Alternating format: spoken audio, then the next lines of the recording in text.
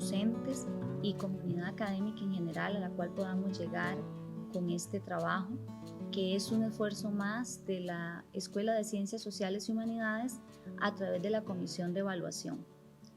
En este caso, queremos trabajar el tema de la prueba escrita y lo que es sus partes brevemente para introducirnos en el tema de la planificación de la prueba escrita, que siempre es uno de los grandes retos que como docentes nos encontramos, cómo planificar adecuadamente una prueba escrita. Para iniciar con esto vamos a trabajar cuáles son las partes de la prueba escrita y qué contiene cada una de ellas.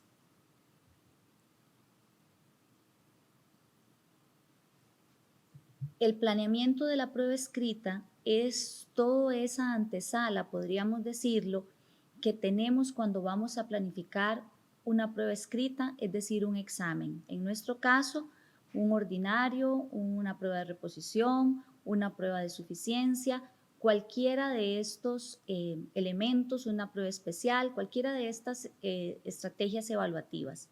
La planificación son esos pasos previos que vamos a tener que tener en consideración antes de tener configurada la prueba escrita.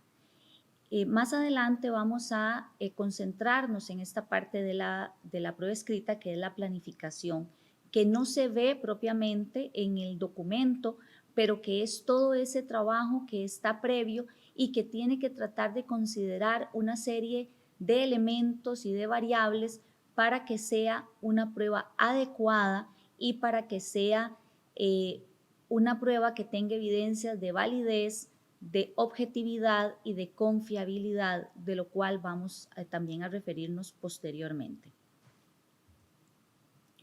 La prueba escrita tiene también una parte que llamamos administrativa.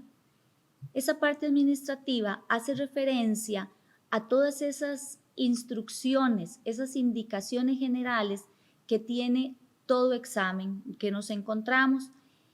Esta parte es sumamente importante porque es esa introducción que tiene el estudiantado para saber a qué se va a enfrentar. Ahí tenemos que tratar de ser lo más claro posible con los estudiantes a fin de que ellos tengan un panorama certero de qué es lo que tienen que realizar en el desarrollo de la prueba. Por eso es importante que ahí no solamente incluyamos el nombre, el número de cédula del estudiante, bueno, los espacios, ¿verdad? Claramente, cuál es la cátedra, cuál es la asignatura, el tiempo es muy importante, que seamos objetivos con el tiempo, que es parte de la planificación, que lo vamos a ver en un ratito. Aquellos materiales que son permitidos o no son permitidos que el estudiante manipule durante la prueba, para que él lo tenga claro desde el inicio y no haya conflictos en el proceso de aplicación de la prueba. Es importante también que le digamos ahí cuántos puntos tiene la prueba, qué partes la componen, cuántas páginas, todos estos elementos que hacen que el estudiantado tenga claridad. Igualmente, qué sucede si se equivoca, qué sucede si no tiene espacio suficiente, o sea, todos esos elementos que van a hacer que el estudiantado se sienta seguro, pero que además no esté esos elementos ocasionándole interrupciones innecesarias y que pueden sacarlo del enfoque y de la concentración requerida para la realización de la prueba. Luego tenemos la parte técnica. La parte técnica son propiamente los ítems de los cuales está compuesta la prueba. Es todo el desarrollo del examen, lo cual vamos a tenerlo por partes identificado y que va a corresponder cada uno de ellos a los objetivos que tenemos de aprendizaje, a esas metas que hemos trabajado con el estudiantado durante el cuatrimestre, durante todo el proceso de mediación. Vamos también a hablar un poquito de esto porque es importante, muy relevante que tengamos claro cuáles son las partes que pueden contener en esta parte técnica una prueba escrita. Vamos a tener en primera instancia lo que hemos llamado objetivos dicotómicos. Vamos a hablar de estos en un ratito. Objetivos no dicotómicos y los ítems de desarrollo.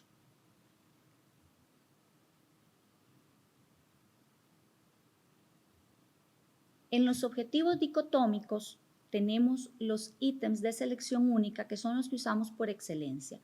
Dicotómico significa que se va a responder sí o no y se califica con 1 y 0. Son estos ítems que se componen de un enunciado y unos distractores y una clave que es la respuesta. Es importante que todos los ítems tengan una instrucción clara de qué es lo que el estudiante tiene que realizar, de qué puntaje se le asigna a cada ítem correcto, y además es muy importante que cada uno de los ítems pues también sea muy claro, muy conciso y que no sea un reto para el estudiante discernir qué es lo que se manifiesta, qué es lo que tiene que hacer en el ítem. Los ítems de selección son ítems muy versátiles, vamos a ver luego en unas taxonomías, porque usted puede trabajar desde los objetivos de identificación hasta los objetivos de análisis y de síntesis, porque nos permiten poder hacer inferencias importantes dependiendo de cómo esté planteado el ítem. El ítem de selección puede ser muy simple, donde usted quiere que el estudiante identifique un concepto, un principio, un elemento, un símbolo, etcétera. Depende de la meta de aprendizaje. Pero puede ser un ítem de tipo complejo que tiene que ver más con inferencias, con análisis, con explicaciones, con otro tipo con síntesis temáticas, o sea, cuando ya vamos a trascender a la memoria y a los niveles más básicos del conocimiento. Esto lo menciono para que lo tengamos claro, pero en una posterior videoconferencia vamos a abordar los tipos de ítems con más detenimiento. Este tipo de ítem es un tipo de ítem llamado no dicotómico, es decir, no se califica con unos y ceros, porque son ítems que pueden tener mayor cantidad de puntaje. Dentro de ellos podemos tener, por ejemplo, ítems de interrogación, podemos tener ítems de respuesta breve, podemos tener algunos completar. Lo que quiere decir es que dependiendo de cuáles son las respuestas que tiene que dar el estudiante en cada uno de ellos, pues así va a ser el valor del ítem. Lo que sí es muy importante que tengamos claro desde siempre es que cada respuesta, cada habilidad demostrada vale un punto.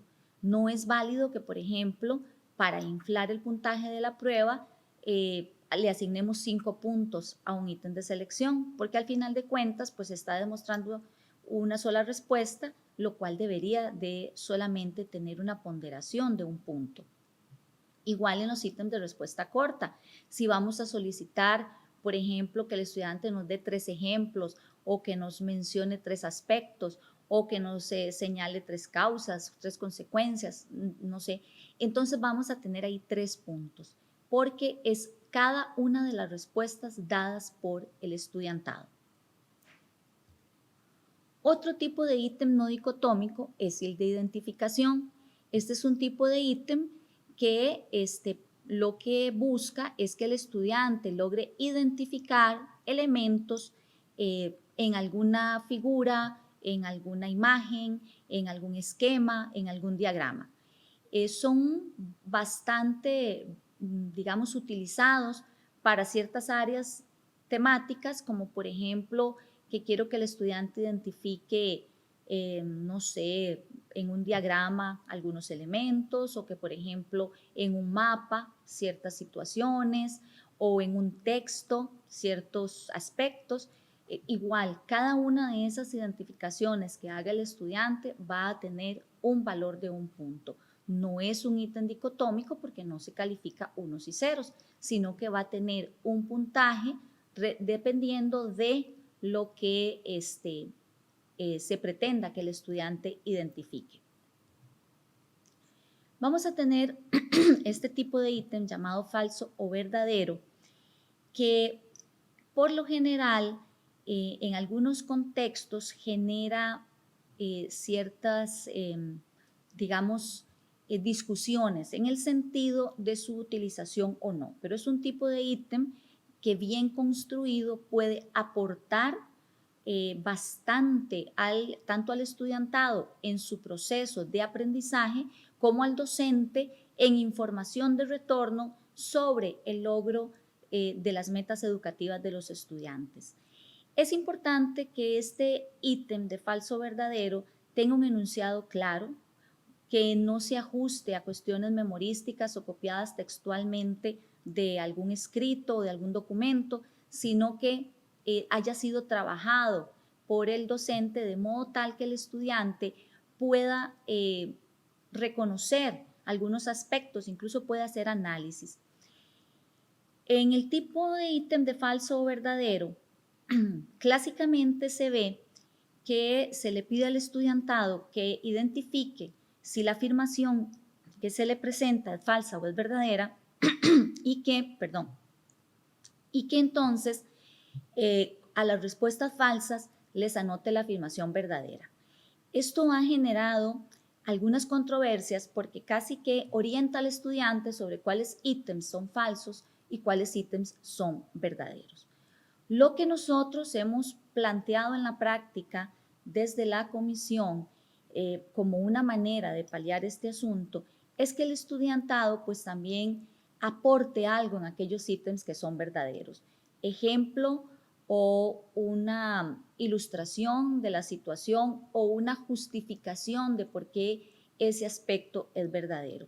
Esto le va a limitar al ítem una orientación hacia la respuesta antes de que el estudiante pues realmente haga un tipo de análisis o de inferencia o de saber la respuesta por su estudio, por su habilidad, por el logro de su meta educativa y no porque se lo estamos orientando. Al decirle que el ítem falso pues vale 2 puntos, porque son 2 respuestas las que tiene que dar y el ítem verdadero 1 punto. Entonces ahí podemos con eso paliar un poco la controversia que genera el ítem de falso o verdadero.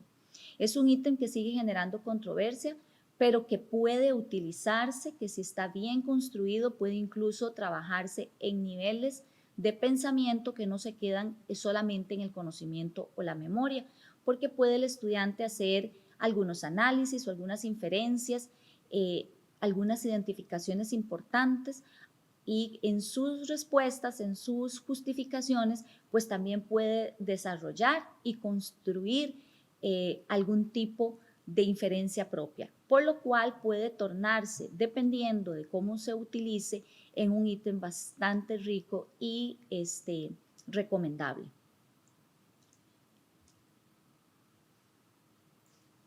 Luego vamos a tener los ítems que llamamos de correspondencia, que son los famosos asocios o los pareos, ¿verdad? Donde vamos a trabajar una serie de enunciados o premisas con respuestas y donde estos tienen que corresponderse. Es importante que tengamos claro que los ítems de correspondencia, para su realización, idealmente deben de tener respuestas que sobren, para no orientar al estudiantado a que sea una cuestión de respuestas que se excluyan entre sí. Lo otro que es muy importante es que la batería, el ítem de correspondencia debe ser de un solo tema.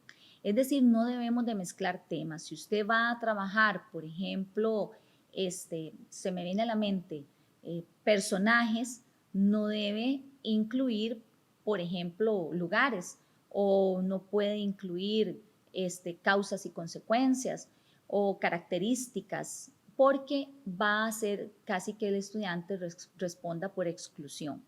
Por lo tanto, es importante que los temas que se trabajen sean concretos y que además sea un solo tema.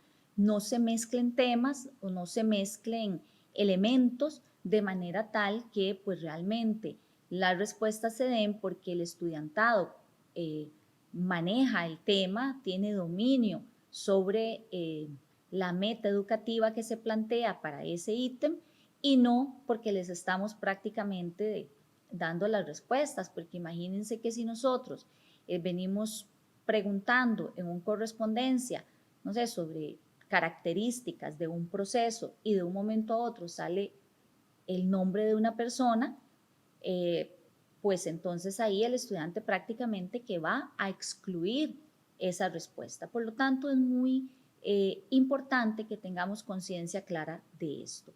También es un ítem que llamamos no dicotómico porque no tiene respuestas unos y ceros, sino que tiene un valor dependiendo de la cantidad de respuestas que el estudiante tenga que dar en él.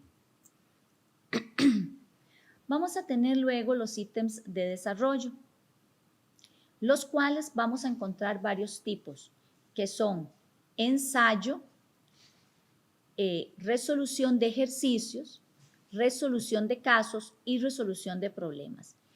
El ítem de desarrollo es aquellos tipos de planteamientos en los cuales el estudiante produce, no reproduce. Es decir, un ítem de desarrollo no es un ítem en el cual nosotros estemos pidiéndole al estudiante respuestas largas de memoria, porque eso no es desarrollo. El estudiante que tiene desarrollo en su prueba, lo que se espera de él es que produzca.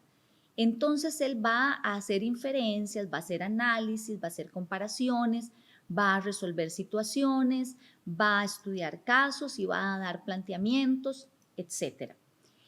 Cada uno de estos ítems debe de llevar una tabla o una rúbrica, según sea el caso que más se adapte al planteamiento que usted está haciendo. Lo que sí es muy importante que siempre contenga este instrumento de valoración para ese tipo de ítem, porque si no se vuelve una calificación sumamente subjetiva. Es decir, a veces encontramos pruebas donde tenemos que un ítem vale 10 puntos, pero no sabemos realmente cómo se va a distribuir esa calificación. O vale 8 puntos, o 6 puntos, o 15 puntos, o 20, 25. Hemos logrado encontrar en algunos casos donde no sabemos claramente cuál es la distribución que se da por las respuestas de los estudiantes. Por eso esa rúbrica, esa escala es tan importante porque va a orientar al estudiantado hacia la respuesta que se requiere, es decir, hacia cuántas respuestas o cuántas habilidades debe demostrar y al profesorado a la hora de la revisión. Recordemos que la evaluación tiene que tener un enfoque de aprendizaje, es decir, no es solamente el enfoque de poner una nota o de medir al estudiantado o de meter en problemas a las personas que están estudiando o aprendiendo o aplicando la prueba. No, la idea de cualquier estrategia evaluativa es promover aprendizajes, sea cual sea, y el examen no se excluye. El examen bien planteado, el examen concebido de buena manera y ajustado a las metas educativas y planificado correctamente, pues va a rendirle frutos tanto al estudiantado para que sepa cuál es su nivel de avance, su nivel de conocimiento sobre las áreas temáticas y las metas educativas, y al profesorado para que sepan, bueno, cómo ha sido su proceso de mediación.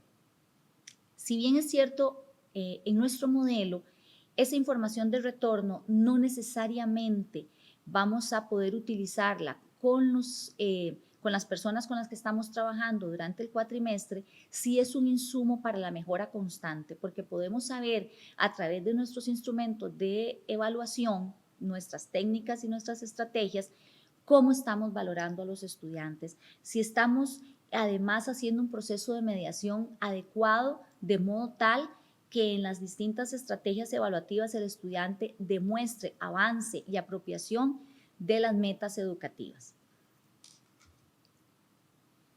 Bueno, entramos ahora a la parte de la planificación de la prueba escrita, que es como digamos, el centro de esta presentación. La planificación de la prueba escrita, como les decía hace un ratito, y en general de cualquier estrategia evaluativa, debe partir del planeamiento del proceso de mediación, del proceso de aprendizaje. Es parte de ello.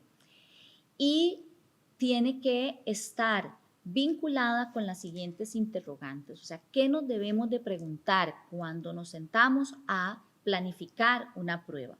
¿A quién va dirigido? Esto es muy importante porque no solamente tenemos que tener claro el nivel, o sea, si es un diplomado, si es un bachillerato, si es una licenciatura, ¿verdad? Porque pues encontramos en cada uno de ellos distintos niveles de maduración en su proceso de aprendizaje. Pero además el perfil, es decir, si, a quién estamos formando, para qué lo estamos formando, y entonces ahí plantear, porque a veces pues hacemos algunos planteamientos que no son parte ni coherentes con el tipo de persona que estamos atendiendo en cada una de las asignaturas y hacia dónde es que pretendemos llevarlos en su formación. ¿Qué? ¿Qué es la segunda pregunta? Es decir, ¿cuáles son esas temáticas? ¿Cuáles son esos ejes? ¿Cómo los hemos trabajado? ¿Cuáles son esos objetivos? ¿Cuáles son esos contenidos que hemos trabajado? No debemos de salirnos de ahí porque esto le limita la validez de contenido a la prueba y esta validez es sumamente relevante para tanto que la prueba esté bien lograda, pero además para la justicia con el estudiante. No debemos de plantearles elementos que no hayamos trabajado con ellos. ¿Cómo? ¿Cómo trabajamos esos grandes temáticas?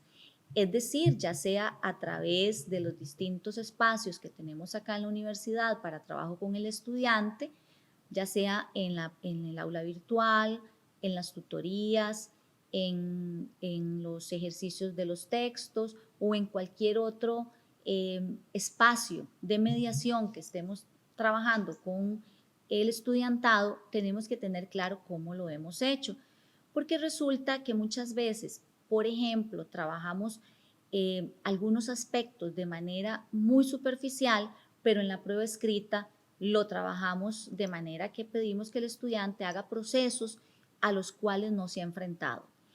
Claro está que acá el estudiantado, algunos deciden ir o no ir a la videoconferencia, pero tenemos muchos otros espacios de mediación y de contacto docente. Ejemplo, cuando los cursos son virtuales o híbridos, pues los trabajamos a través de las plataformas o en los textos o programas de radio, videoconferencias, etcétera. O sea, cómo hemos orientado el proceso. No deberíamos de hablarles en un idioma, por decirlo de algún modo, durante el proceso de mediación y en otro completamente diferente en las estrategias evaluativas. ¿Con qué valorar el proceso? Bueno, ¿cómo vamos a valorar ese proceso y esos logros de la meta educativa, ese éxito en la meta educativa que ha tenido el estudiante y que nos lo va a mostrar? No solamente para una nota o para medirlo o para estresar al estudiante, que lamentablemente a veces la evaluación se convierte en un instrumento de estrés para el estudiante, sino que para ver cómo está aprendiendo el estudiantado, si nuestras estrategias de mediación, si nuestros materiales están funcionando, para entonces plantear las correcciones oportunas. Y como les he planteado, cuando ya tenemos esos resultados, a todos nos va a servir para contestarnos cómo vamos a mejorar el proceso. Es decir, si yo como estudiante me devuelven un trabajo, un examen, en este caso una prueba escrita, y yo puedo leerlo y puedo tener con claridad cómo estaba planteado, pero además cómo me fue valorado, pues yo puedo entender mejor en qué curva de aprendizaje me encuentro, en qué nivel de esa curva de aprendizaje me encuentro. Y podría incluso ir llegando a procesos donde yo pueda plantearme cómo puedo mejorar como estudiante.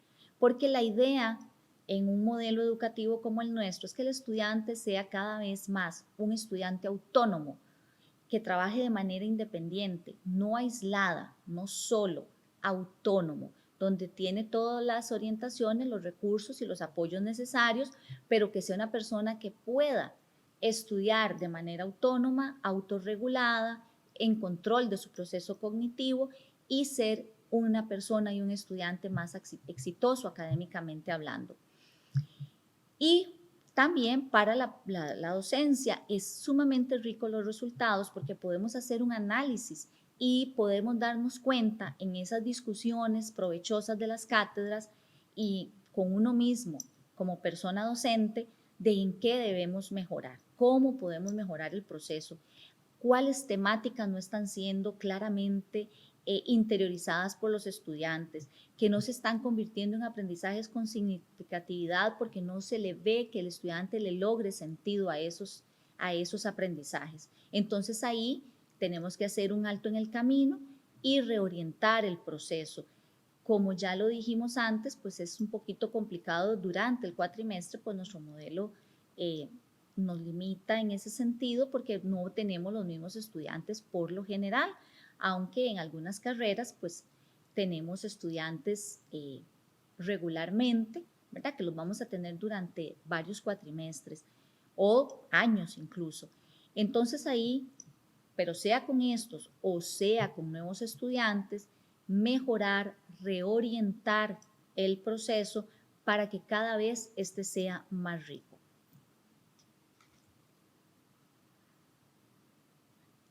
Y entonces, en ese proceso de planificación tenemos un punto medular que es el balanceo de la prueba. El balanceo de la prueba se hace a través de lo que conocemos como una tabla de especificaciones. Ahí es la hoja de ruta, por decirlo de alguna manera. Esto es sumamente importante en todos los modelos educativos y el nuestro no escapa a ello, que es un modelo que le genera grandes ventajas al estudiantado en su estudio, en el logro perdón, de sus metas educativas, en el logro como profesional y como persona autónoma e independiente, y que entonces requiere de una formación adecuada, una formación sólida a la que hemos como universidad y como escuela nos hemos comprometido y hacemos todos los pasos necesarios para ello. Entonces, en esta tabla de especificaciones es necesario considerar algunos elementos. El balance, porque eso es el balanceo que se plasma en la tabla de especificaciones, es el balance entre el tiempo que hemos dedicado al estudio de un tema y cómo se refleja eso en la prueba. Eso debe ser proporcional. A veces, lamentablemente, existen algunos momentos donde el estudiantado se queda como con un sinsabor porque quizás ha trabajado muchísimo sobre una temática, se ha abordado mucho, ya sea en el aula virtual o en los libros de texto, o al leer los objetivos tienen un nivel de conocimiento muy elevado, pero cuando llega a la prueba no encontró prácticamente nada de eso ahí. Y quizás él o ella fue a lo que más le invirtieron tiempo y en la prueba no se ve reflejado eso. O bien, no nos orientamos hacia los objetivos. Entonces, aunque el objetivo dijera que vamos a hacer una aplicación, apenas viene elementos de pura memoria. O lo contrario, aunque el objetivo dice que vamos a identificar algunos conceptos, le lanzamos planteamientos al estudiante que tiene que ver, por ejemplo, con análisis, con síntesis, con inferencias o con aplicación. Y entonces dejamos al estudiante sumamente desarmado para la realización exitosa de esta tarea, que es la prueba escrita. Otro ejemplo es que a veces las pruebas no se corresponden con los objetivos ni con el propósito de la asignatura ni con el perfil del estudiante. Quizás porque no nos hemos sentado a reflexionar previo a hacer la prueba a quién va dirigido, cuál es el tipo de profesional, cuál es el área temática y disciplinar que el estudiantado está trabajando. Es decir, tenemos a veces estos vacíos y eso se reflejan en la prueba escrita, que quizás de todas las estrategias evaluativas es probablemente la que le genera un poquito más de ansiedad al estudiantado, aunque eso no debería de ser, porque tenemos que tener claro e ir llevando a nuestras personas estudiantes al convencimiento de que esto es un proceso más de parte de todo su proceso de aprendizaje. Este es un ejemplo de una tabla de especificaciones. Podemos ver entonces que en esta tabla de especificaciones vamos a tener varias columnas, que es importante que las tengamos bien identificadas y cómo las vamos a completar. Vean que en la primera columna tenemos una que dice objetivos, contenidos curriculares o competencias. En realidad, pues nosotros por lo general planificamos por objetivos, pero podría darse que en algún otro caso haya una planificación con estos otros elementos. Entonces, lo que tenemos que tener ahí plasmado es cuáles objetivos y contenidos trabajamos y la cantidad, bueno, de horas que hemos trabajado, que hemos asumido esa mediación. No es lo mismo, por ejemplo, que en un contenido hayamos trabajado 20 horas y en otro solo 5, porque vamos a tener ahí que el balance va a tener que estar más volcado naturalmente hacia aquel contenido temático que hemos abordado más.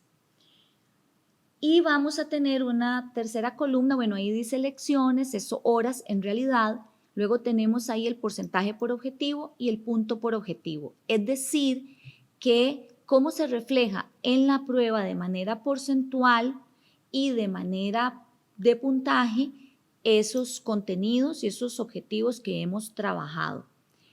Luego vamos a ver que tenemos unos niveles de conocimiento. Ya ahorita vamos a entrar a analizar un poquito mejor esto y cómo se completa para que lo tengamos más claro. Pero digamos, tenemos estos niveles de conocimiento que tienen que ver directamente con el planteamiento del objetivo. O sea, si el objetivo nos dice identificar, conocer, reconocer, pues estamos hablando de niveles de conocimiento. Pero si nos dice analizar, valorar, inferir, pues estamos hablando ya de otros niveles de conocimiento más elevados.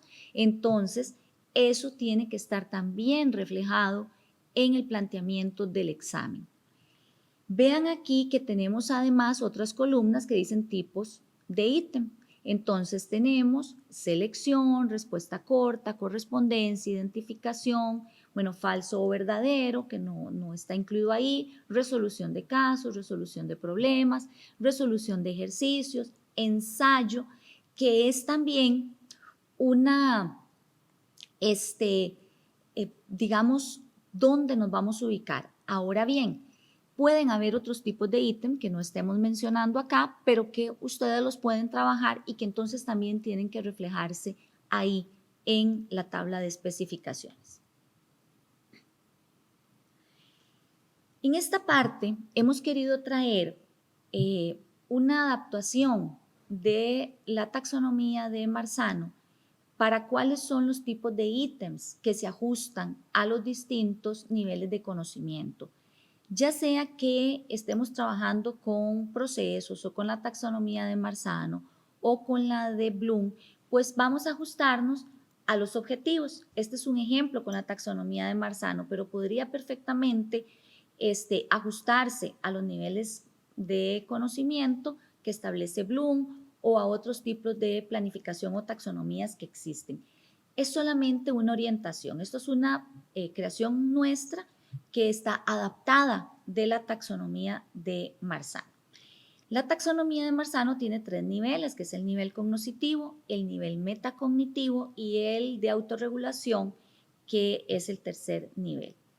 Ese nivel cognoscitivo tiene un primer momento, digamos, o un primer subnivel, que es el de recuperación, que es como el de conocimiento en la taxonomía de Bloom, que hace referencia a actividades y transferencia de conocimiento tal como lo hemos aprendido. O sea, no hay digamos, un procesamiento por parte del estudiante para hacer inferencias o hacer análisis o hacer aplicaciones. Entonces ahí vamos a encontrar algunos ejemplos de verbos que se pueden utilizar en la planificación, que es desde nuestro diseño, que podemos usar ahí, como identificar, enumerar, reconocer, definir, describir, mencionar y otros. Y vean que ahí en esas tablas vamos a tener los tipos de ítem que se pueden adaptar. Ahí podemos, con los que mencionamos anteriormente, que podríamos tener, por ejemplo, en identificar ítems de selección, ítems de identificación, ítems de correspondencia, ítems de respuesta corta. Es importante que tengamos claro que quien decide en cuál tipo de ítem lo va a asignar esos puntajes es la persona docente que está elaborando la prueba. Y esta decisión pues va a estar eh, probablemente permeada por cómo se trabajó estos contenidos temáticos, cómo se abordan desde la unidad didáctica, cómo se trabajan desde el aula virtual, cómo se han dado esas conversaciones de cátedra a través de, de cuáles son los tipos de ítems que más se adaptan a los contenidos temáticos y a los objetivos o a los propósitos o al perfil que se buscan trabajar. Tenemos otro nivel que es el de comprensión, que es donde ya el estudiante hace algunas interpretaciones y entonces podemos tener estos otros tipos de ítem, ¿verdad? De acuerdo con el infinitivo verbal que esté la planificación, que esté redactada la planificación y los tipos de ítems que podemos trabajar. Luego nos encontramos este otro subnivel que es el de aplicación, donde ya entendemos que es un nivel de conocimiento mayor, más, digamos, más elevado en el sentido de que el estudiante ya se posiciona ante los aprendizajes, ya se supone que son aprendizajes que tienen alguna significatividad o significatividad donde tienen sentido del estudiante y puede hacer transferencia de esos conocimientos a otras situaciones y hacer aplicaciones basándose en aquello que ha aprendido y que ha hecho esas conexiones con aprendizajes previos y con su contexto. Entonces ahí también tenemos cuáles tipos de ítems son versátiles para este nivel de conocimiento. Luego tenemos el de análisis, que también pues parte de que ya el estudiante hace cuestionamientos, puede hacer diversos planeamientos, hacer evidencias, hipotetizar, resolver problemas. Entonces ya tenemos ahí ciertos tipos de ítem. Algunos quizás ustedes digan, bueno, pero es que este objetivo también se encuentra en otros niveles de conocimiento. Entonces ahí viene el tema de cómo lo hemos trabajado, cómo lo hemos abordado con el estudiantado, cuáles son las prácticas que se le han hecho, para entonces nosotros también saber que el estudiante puede enfrentarse a una estrategia evaluativa en ciertos niveles del conocimiento. Tenemos el otro nivel, que ya no es el cognoscitivo, sino que es el metacognitivo, y ahí tenemos el nivel o el subnivel único de metacognición, que es donde ya el estudiante hace críticas creativas desde los conocimientos adquiridos y tiene control de su proceso, en el sentido que ya puede él hacer ciertas inferencias, a conclusiones que él ha llegado en su proceso, a críticas, a valoraciones. Y entonces tenemos estos tipos de infinitivo y cuáles son los ítems que podríamos utilizar en cada uno de estos niveles. En este caso, el nivel de metacognición, de acuerdo con esos objetivos.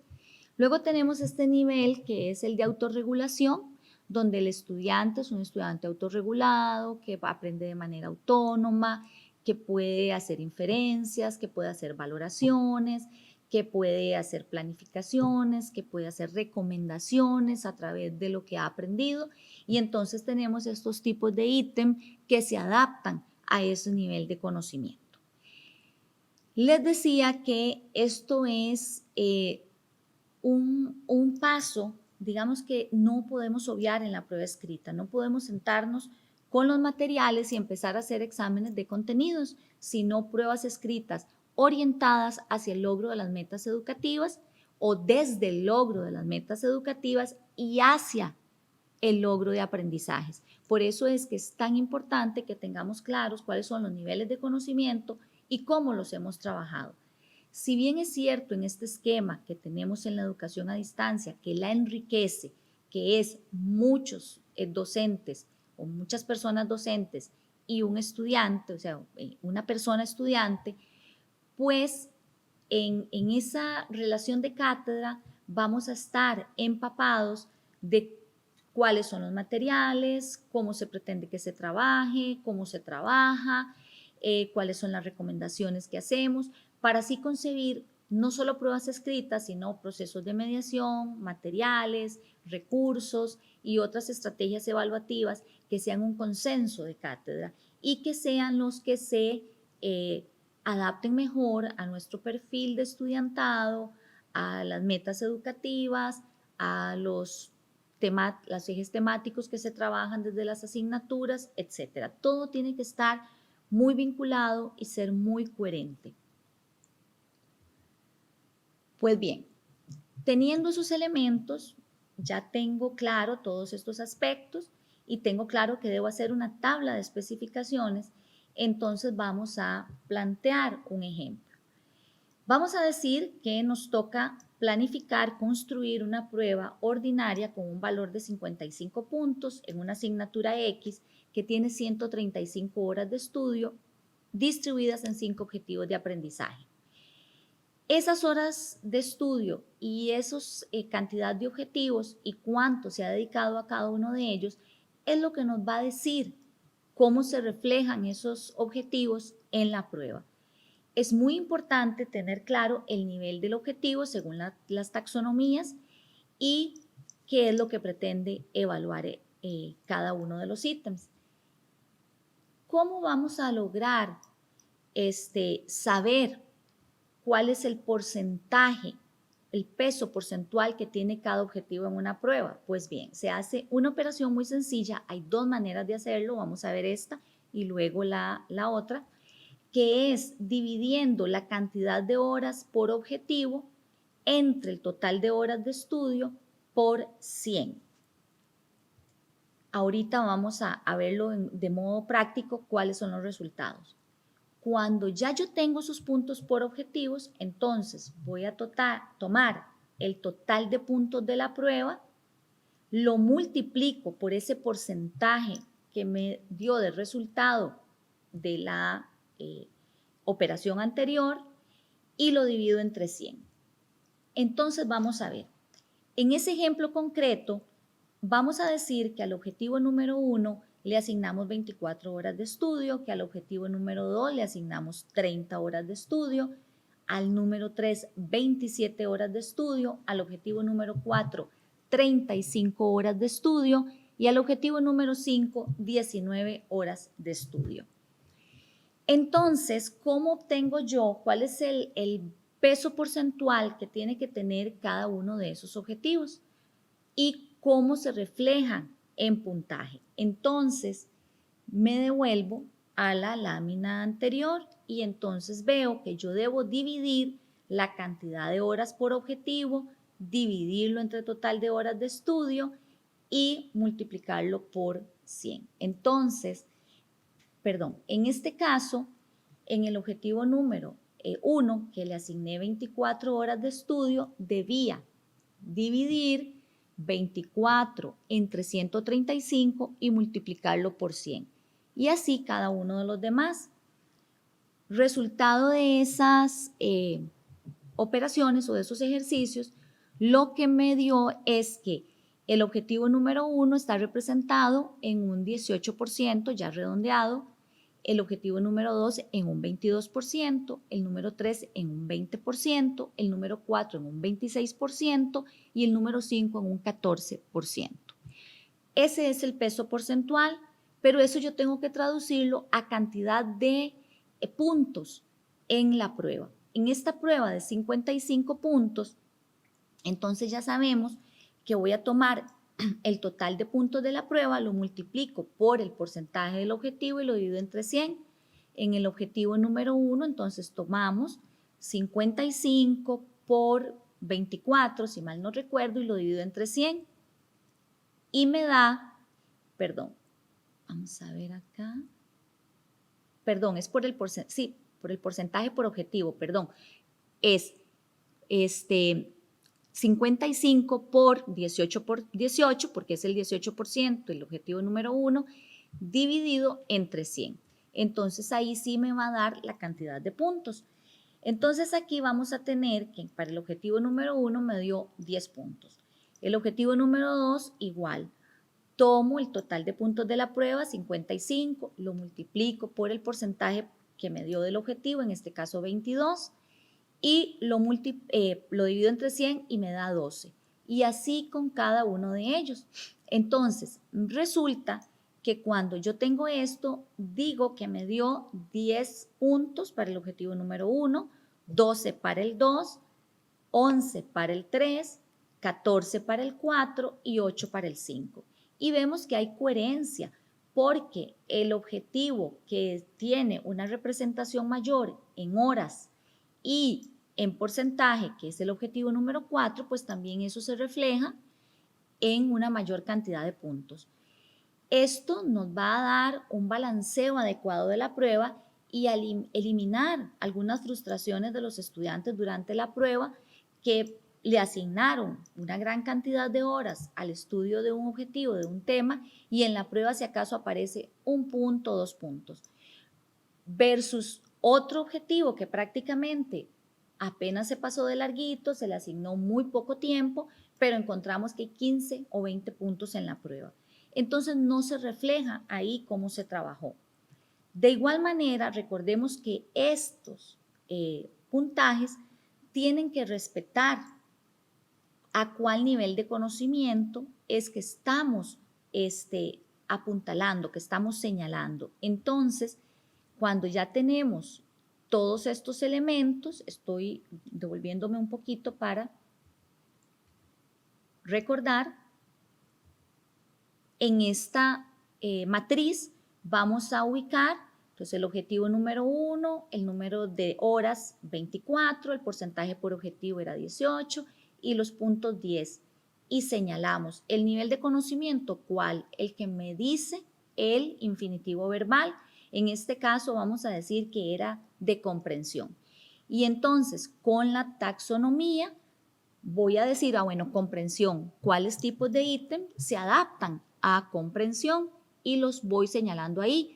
Si tengo 10 puntos, los distribuyo como en esa decisión docente que hemos también trabajado, conversado en la cátedra en algún momento determinado y que hemos dicho, bueno, este tipo de ítem es el que nos conviene más para este tipo de estudiantado o no es conveniente este tipo de ítem por A, B o C razón, que ya es una situación, discusión, concertación de la cátedra. Entonces, por decir un ejemplo, vamos a tener esos 10 puntos, 6 en selección y 4 en, no sé, respuesta corta. Si es que la taxonomía no lo permite, entonces en este de comprensión, pues vemos que sí podemos usar selección y respuesta corta en los ítems que son del nivel de comprensión. Y así con cada uno de los objetivos. Los vamos completando y vamos diciendo cuánta cantidad de puntos debe verse reflejada de acuerdo con la cantidad de horas que hemos trabajado y de acuerdo con el nivel de conocimiento y naturalmente con el estudiantado, al que va dirigido. Esta otra es una manera más de cómo trabajar el tema de la ponderación de los puntajes en la prueba escrita.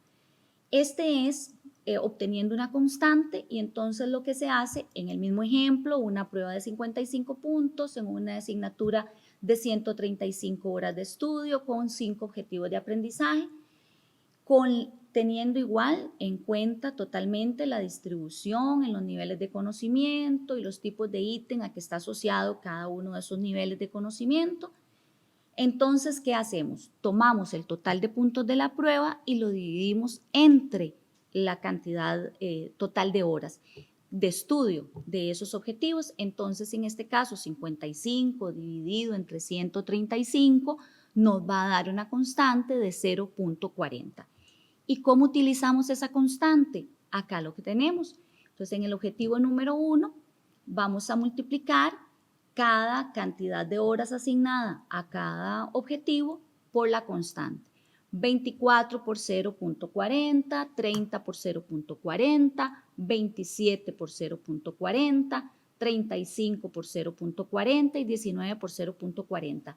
Vean que no estamos haciéndole, digamos, ningún manejo a esa cantidad de horas más que multiplicándolas por la constante que obtuvimos, como ya lo vimos en la lámina anterior, y nos da la cantidad de puntos, 10 en el primer objetivo, 12 en el segundo objetivo, 11 en el tercer objetivo, 14 para el cuarto objetivo y 8 puntos para el quinto objetivo.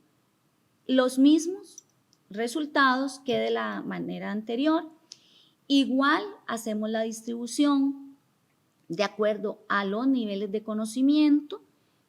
¿Cómo lo hacemos eso? Teniendo en cuenta cuál es el infinitivo verbal que orienta a estos objetivos que he trabajado, si me dice analizar, si me dice explicar, si me dice identificar, si me dice valorar, si me dice evaluar, si me dice aplicar, cualquiera que sea, entonces yo lo busco en la taxonomía. Probablemente en las taxonomías no vamos a encontrar todos los objetivos, todos los infinitivos verbales, pero sí vamos a encontrar sinónimos. Y entonces vamos a recordar que vamos a usar aquellos que se adapten mejor a cómo hemos trabajado nuestro proceso de mediación. Y igual los distribuimos en las casillas de los tipos de ítem de acuerdo con los puntajes en esa decisión que tomamos de cómo distribuir esos puntajes. Eso es parte de la planificación de la prueba con los otros elementos que conversamos anteriormente. Finalmente, para despedirme, quiero agradecer la atención y recordarles que estamos a disposición a través de la Comisión de Evaluación de la Escuela de Ciencias Sociales y Humanidades. El correo va a aparecer en pantalla en esta lámina. Pueden escribirle al correo cualquier duda, cualquier consulta o cualquier apoyo que podamos brindarles desde ahí.